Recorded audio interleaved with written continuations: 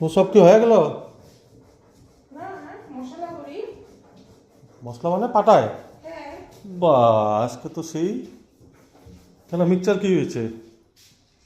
বড় মানুষরা কয়ে গেছে আগের দিনের মানুষগুলা যদি হয় বাটা, যদি হয় চন্দন তবেই হবে রন্ধন। তো আমরা তো এখন ভাগ ধরে জিন্দেগি, তো আমরা মিক্সিতেই করি। তো আজকে ভাবলাম একটু পাটায় মশলা করে আজকে চিকেন কারিটা পুরানো স্টাইলে বানাই, তাই একটু খুব পাটায় ঘষা ভালো। ঘষি, তাই না? হ্যাঁ, আজকে তো সেই টেস্ট হবে তার মানে। তাই রোজ বানাবো না, আজকেই বানাইতেছি। কেন? না রোজ পাটায় বাইটা খাওয়াবা, আমার লাইটের বিল বাঁচবে, এক্সারসাইজ হবো, এক্সারসাইজ হবে। আর আমার হাতের দশা তুফান হয়ে যাবো। একটু কষ্টই করলা, তাতে কি হলো তাতে?